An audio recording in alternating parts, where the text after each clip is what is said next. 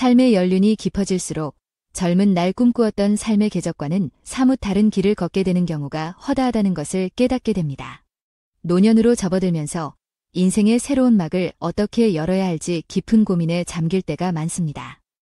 주변에서 들려오는 이런저런 이야기 속에는 후회와 함께 미리 알았더라면 좋았을 텐데 하는 아쉬움이 깃든 경험담도 적지 않습니다.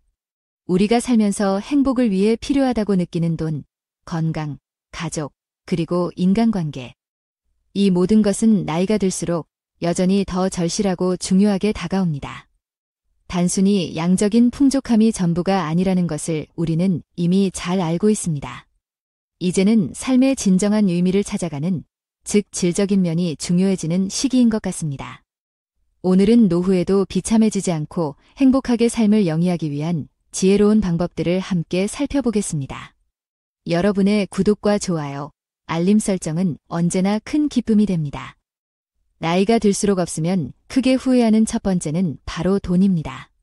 또 돈 이야기인가 하시는 분들도 계시겠지만 잠시 현실을 직시해 볼까요? 우리 주변에서도 재산 문제로 인해 가족 간의 불화가 끊이지 않는 모습은 쉽게 찾아볼 수 있습니다. 특히 형제자매 간에 이러한 일이 빈번하게 일어난다고들 하지만 부모 자식 간에도 돈 앞에서는 많은 다툼을 벌이기도 합니다. 행여 전 재산을 증여한 경우에는 자녀들이 돈을 받은 후 태도가 완전히 돌변하여 부모된 입장에서 속앓이하는 안타까운 사연들도 적지 않습니다. 열심히 노력하여 자수성 가한 칠순의 어르신 김영수 씨가 있었습니다. 그는 많은 재산을 모았고 자녀들에게 모든 것을 나누어 주기로 결심했습니다. 그는 자신의 재산을 자녀들에게 물려줌으로써 그들이 행복한 삶을 살 수 있을 것이라고 믿었습니다. 처음에는 자녀들도 아버지에게 깊은 감사를 표하며 아버지의 건강을 챙기시는데 더 많은 돈을 쓰시라고 말씀드렸다고 합니다. 이에 감동받은 김영수 씨는 재산 대부분을 아들과 딸에게 나누어 주었습니다. 문제는 그 이후였습니다. 자녀들에게 돈을 모두 나누어 준 후 그의 인생은 예상치 못한 방향으로 흘러갔습니다. 자녀들은 돈을 받은 후 더 이상 아버지에게 감사함을 표하지 않았고 오히려 그를 소홀히 대하기 시작했습니다. 큰돈을 받게 된 자녀들은 무리하게 사업을 확장했고 이내 자금난에 시달리게 되었습니다. 그들은 아버지에게 돈을 더 많이 요구하며 압박했습니다. 매일 만나면 아버지, 제가 곧 죽겠습니다. 회사가 너무 힘듭니다라며 하소연했고 아버지가 돈을 주지 않으면 화를 내기도 했습니다. 그뿐만이 아니었습니다. 김영수 씨의 인생을 통제하려고 들었습니다. 그가 새로운 취미를 가져보려 시도하면 다 늙어서 그게 뭐냐며 비웃고 자신들이나 도와달라는 못된 행동을 일삼았습니다. 김영수 씨는 자녀들에게 모든 돈을 나누어 준 것을 뼈저리게 후회했습니다. 이제 남은 돈도 많지 않아 자신의 삶을 자유롭게 즐길 수 없었기 때문입니다. 자녀들의 요구에 따라 다시 돈을 벌기 위해 힘겹게 일해야 했습니다. 젊은 시절에는 사회에서 존경받는 기업인이었지만 나이가 드니 쉬운 일자리는 찾아볼 수 없었습니다. 거기다 자녀들을 조금이라도 도와주면 그의 노력을 인정하지 않았고 오히려 그를 더욱 힘들게 만들었습니다. 결국 그는 자녀들에게 돈을 다 나누어 준 것이 자신의 인생을 비참하게 만들었다는 것을 처절히 깨달았습니다. 그는 자녀들에게 돈을 나누어 주기 전에 더 신중하게 생각했어야 했다고 후회했습니다. 이제 그는 자녀들에게 더 이상 돈을 주지 않고 앞으로 자신이 벌어들인 돈은 자신을 위해 사용하기로 자신의 인생을 스스로 책임지기로 결심했습니다. 자녀들에게 돈을 다 나누어 준 것이 자신의 인생을 비참하게 만들었다는 교훈을 얻은 그는 주변 사람들에게도 각별히 주의하라고 당부했습니다. 특히 자녀들에게 돈을 나누어 주기 전에 자신을 위한 노후 자금을 어느 정도는 남겨두어야 했다는 것을 크게 후회했습니다. 이처럼 노후에 돈이 없어 비참해지지 않는 방법 중 하나는 자녀에게 모든 것을 넘겨주지 말아야 한다는 것입니다. 백수의 나이가 되어서도 칠순 자녀를 걱정하는 것이 부모의 한결같은 마음이라지만 앞서 김영수 씨의 이야기처럼 돈 없는 자녀들에게 모든 재산을 넘겨주고 힘겹게 살아가는 어르신들의 이야기를 우리는 주변에서 많이 접합니다. TV 뉴스나 신문에서도 이러한 안타까운 사연은 끊이지 않고 들려옵니다. 하지만 이렇게 생각해 보세요. 자녀에게 전 재산을 물려주는 것은 마지막 재산과 함께 부모라는 짐까지 함께 얹어주는 것과 같다는 것을요. 자녀는 혼자 인생길을 헤쳐나가는 존재이기에 너무 큰 도움을 주는 것은 오히려 독이 될 수 있습니다. 자식은 나의 노후를 책임져줄 존재가 아닙니다. 나를 책임져주지 않는다고 자녀에게 억울해하지 않아야 합니다. 죽을 때까지 자녀와 등 돌리지 않고 노년에 홀로 살아도 행복하게 지내는 방법은 모든 것을 다 주는 것이 아니라 내 몫을 남겨두는 것입니다. 도와줄 수 있는 부분은 돕되 전부를 다 넘겨서는 안 된다는 것입니다. 또한 경제활동을 멈추지 말아야 합니다. 앞서 말씀드린 일화처럼 자녀들이 부모를 무시하는 경우 부모가 경제활동을 홀로 하지 못해서 그런 경우가 많습니다. 노후의 삶은 보통 은퇴 후의 삶을 의미하는데 이때 모아놓은 돈이 있든 없든 경제활동은 계속해야 합니다. 이는 자녀들에게 무시받지 않는 것뿐만 아니라 나의 건강에도 매우 이롭습니다. 집에만 머물며 생산적인 활동을 일절하지 않으면 뇌가 빠르게 노화되어 또래보다도 급격하게 늙는다고 합니다. 이렇게 번 돈으로 노후에 할 수 있는 새로운 일을 찾을 수도 있고 모아놓은 돈으로 추가적인 수익을 창출할 수도 있을 것입니다. 물론 다니던 직장을 나이 들어 그만둘 수는 있겠지만 우리는 100세 시대를 살고 있습니다. 심지어는 120세까지 산다고도 하지요. 은퇴를 한다고 해서 그저 가만히 있어서는 안 됩니다. 정정한 몸을 가지고 있다면 가벼운 일이라도 찾아서 하는 것이 필요합니다. 그래야 당당하고 여유롭게 노년의 삶을 맞이할 수 있습니다. 어떤 분은 은퇴 후 마을회관에서 서예를 가르치는 일을 하시더니 집에서 혼자 있던 것보다 건강도 좋아졌다는 말씀을 하셨습니다. 그리 큰 돈이 되는 일은 아니지만 인생 후반을 즐겁고 행복하게 보내는 방법 중 하나입니다. 또한 노년에는 갑작스러운 질병이 닥쳐올 수 있는 것이 일상입니다. 그렇기에 돈을 어느 정도 마련해 두어야 합니다. 아무리 건강했던 사람들도 갑작스레 이러한 일이 닥쳐오는 것이 노년입니다. 모든 것이 내 계획대로 된다면 아무 걱정 없이 살겠지만 인생을 살다 보면 뜻대로 안 되는 일도 많습니다. 만약 갑작스레 아프게 되어 돈이 없게 된다면 자녀들이 돌보게 되고 이때 자녀들의 손을 빌리게 된다면 관계가 여간 불편해지는 것이 아닙니다. 자녀에게도 너무 큰 기대는 하지 말고 어느 정도 독립적인 관계를 유지하는 것이 필요합니다. 나이 들어 혼자 살면서도 비참해지지 않기 위해 지켜야 할 두 번째는 건강입니다. 건강은 100번 말해도 지나치지 않을 만큼 너무나 중요한 요소입니다. 건강을 잃고 나면 아무리 후회해도 소용이 없습니다. 노년이 되면 돈보다도 건강이 더 중요하다는 말씀을 많이들 하십니다. 중년 시절 큰 돈을 벌어들여 유명한 사업가로 살던 박철수 씨, 80대 노인가 있었습니다. 그는 많은 돈을 가지고 있었고 사람들은 그를 부러워했습니다. 자신의 인생을 물질적으로는 충분히 즐기며 살았기 때문입니다. 그러나 자신의 건강은 전혀 돌보지 않았습니다. 젊었을 때부터 오직 사업에만 집중했기에 건강에는 매우 소홀했습니다. 그는 매일 열심히 일하고 돈을 벌기 위해 많은 시간과 노력을 투자했습니다. 오직 돈과 각종 모임에 나가는 것을 목표로 삼았지요. 그는 과도한 음주와 흡연을 즐겼고 운동은 거의 하지 않았습니다. 인생의 대부분을 누군가는 사치스럽다고 할 수 있는 진기한 술과 음식들을 매일같이 섭취했습니다. 몸은 거짓말을 하지 않습니다. 시간이 지남에 따라 그의 건강은 심각하게 악화되었습니다. 그는 고혈압, 고지혈증 등의 질환을 앓게 되었지만 그는 이러한 문제를 무시하고 계속해서 사치스러운 삶을 즐겼습니다. 그러던 어느 날 그에게도 심각한 일이 벌어졌습니다. 갑작스레 심장 발작을 겪었고 서울 아산병원으로 급히 이송되었지만 결국 그의 삶은 완전히 바뀌었습니다. 당연히 고령이었던 그의 건강은 점점 더 악화되었고 이전처럼 활발하게 일할 수 없게 되었습니다. 많은 의사들에게 치료를 받았지만 그의 건강은 점점 더 나빠져 갔습니다. 부자여서 많은 사람들의 부러움을 샀지만 그의 건강은 회복되지 않았습니다. 그동안 누렸던 행복했던 일상은 더 이상 존재하지 않았습니다. 자신의 삶을 되돌아보며 돈을 버는 데만 집중하고 건강을 챙기지 않았던 것을 크게 후회했습니다. 돈을 버는 것이 중요하지만 건강이 없다면 그 어떤 것도 의미가 없다는 것을 뼈저리게 깨달았습니다. 그러나 후회를 해도 이미 돌이키기가 어려웠습니다. 예전과 같은 자유로운 일상은 상상조차 할 수 없었기 때문입니다. 돈이 많았기에 사찰이나 성당 등 많은 종교적인 장소에서 기도하고 소원을 빌었지만 건강은 회복되지 않았습니다.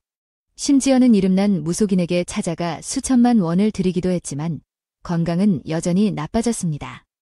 자신의 삶을 되돌아보며 건강을 챙기지 않았던 것을 크게 후회했습니다. 물론 인생을 살면서 돈을 버는 것은 중요하지만 건강이 없다면 그 어떤 것도 의미가 없다는 것을 깨달았습니다. 이제 더 이상 예전처럼 살 수 없었습니다. 그는 더 이상 일할 수 없었고 사치스러운 삶을 즐길 수 없었습니다. 매일 약을 복용하고 엄격한 식단을 지키며 병상에 누워 있어야 했습니다. 체력이 많이 약해져서 조금이라도 걷거나 무리하면 큰일이 났습니다. 그는 이제 인생에서 더 이상 자유로운 사람이 아니었습니다. 좋아했던 여행을 가지 못하고 친구들과 만나지도 못하며 자신의 인생을 즐길 수 없게 되었기 때문입니다. 건강을 잃으면 그때서야 후회합니다. 갑자기 나타나는 증상들도 있지만 여러 가지 질병들이 서서히 다가와서 우리도 모를 때가 많습니다. 노후의 건강을 지키기 위해서는 몇 가지 방법들이 있습니다. 첫째, 균형 잡힌 식습관을 유지해야 합니다. 영양가 있는 음식을 섭취하고 과도한 음주와 흡연을 피하는 것이 중요합니다. 현대인은 스트레스가 많다 보니 음식을 무분별하게 섭취하는 경우가 많은데 주의해야 합니다. 소식을 하는 것이 무병장수에 좋다는 연구 결과도 많습니다. 또한 음주와 흡연을 아예 끊기 어렵다면 차차 횟수를 줄이려는 노력을 해야 합니다. 둘째, 규칙적인 운동을 해야 합니다. 예를 들어 한강 고수부지에서 걷기, 조깅, 수영, 자전거 타기 등 다양한 운동을 규칙적으로 하면 건강을 유지할 수 있습니다. 이런 운동을 하면 근력과 유연성을 유지하고 심혈관 건강을 개선하며 정신적 건강을 증진시킬 수 있습니다. 특히 걷기는 누구나 쉽게 할 수 있는 운동입니다. 걷는 동안 신선한 공기를 마시며 자연을 즐길 수 있습니다. 또한 몸이 따라준다면 하루 30분 이상의 중등도 운동을 주 3회 이상 실시하는 것도 좋습니다. 다만 절대적으로 무리는 하지 말아야 합니다. 이렇듯 운동을 규칙적으로 하는 것은 노후의 건강한 삶을 유지하는 데 매우 중요합니다. 셋째, 스트레스를 관리해야 합니다. 스트레스는 우리 건강에 큰 영향을 미칩니다. 노화에도 지대한 영향을 끼치지요. 스트레스를 받으면 심장질환, 고혈압, 당뇨병, 면역력 저하, 우울증, 불안장애 등의 질병을 유발할 수 있습니다. 많은 의사들도 스트레스가 만병의 근원이라고 합니다. 따라서 스트레스를 관리하는 방법을 찾는 것이 중요합니다. 명상은 스트레스를 해소하는 가장 효과적인 방법 중 하나입니다. 명상을 하면 뇌파가 안정되고 심신이 편안해집니다. 또한 명상은 집중력과 기억력을 향상시키는 데도 도움이 됩니다. 나이가 들면 집중력과 기억력이 예전만 못하다는 생각이 드는데 이때 명상을 하게 되면 뇌에 긍정적인 도움을 줍니다. 요가도 스트레스를 해소하는 데 효과적입니다. 요가를 하면 몸과 마음이 편안해지고 근육이 이완되어 스트레스를 해소할 수 있습니다. 요가는 유연성과 근력을 향상시키는 데도 도움이 됩니다.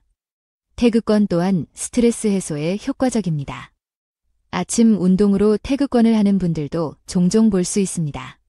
태극권은 몸과 마음을 함께 운동시키는 무술로 몸과 마음이 조화롭게 운동되며 스트레스를 해소할 수 있습니다. 또한 균형 감각과 근력을 향상시키는 데도 도움이 됩니다. 이외에도 스트레스를 해소하는 방법은 다양합니다.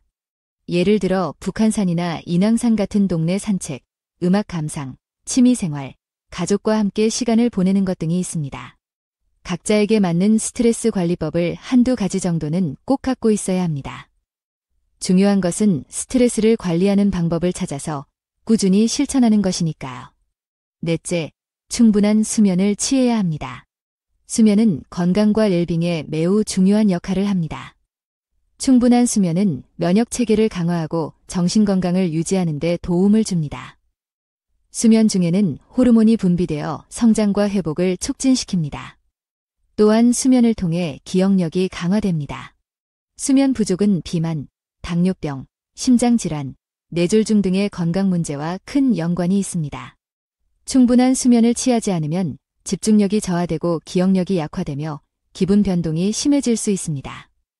따라서 매일 충분한 수면을 취하는 것이 중요합니다. 그렇다면 수면은 어떻게 취해야 할까요? 성인은 일반적으로 7시간에서 8시간 정도의 수면이 필요합니다.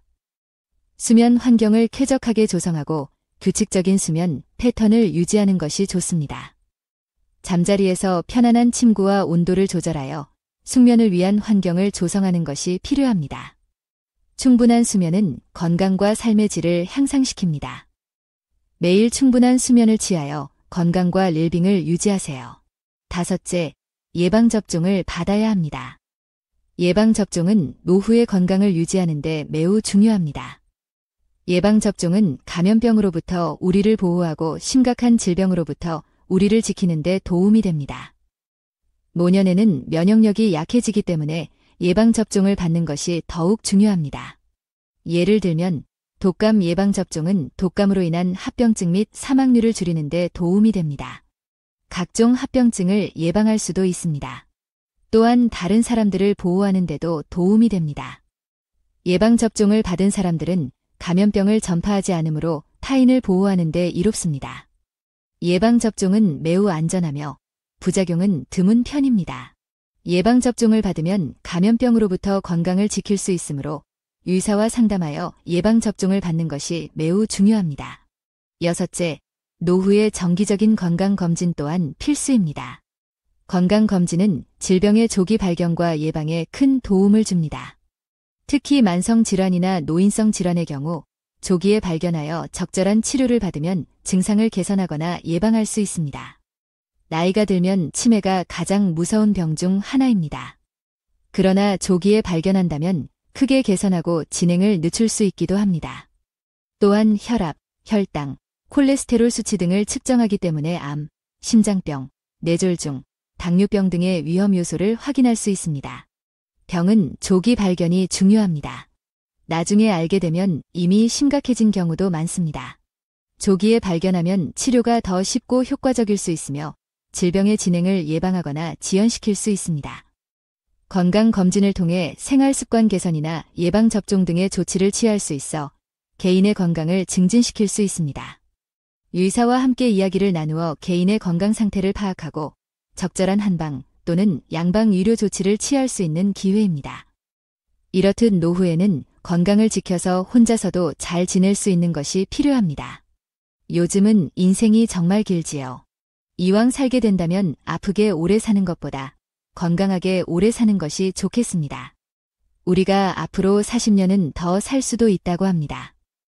아프지 않고 건강하다면 병을 고치는 데 들 돈과 시간으로 편안하고 행복한 노후를 즐기면서 보낼 수 있습니다. 살아보니 꼭 노년에 가져야 할 3번째는 취미입니다. 늙어서 취미가 뭐가 필요해? 라고 생각하실 수도 있지만 어르신 전문 의료진들 또한 무리하지 않는 선에서의 취미 활동이 노년의 삶에 필수적이라고 조언합니다.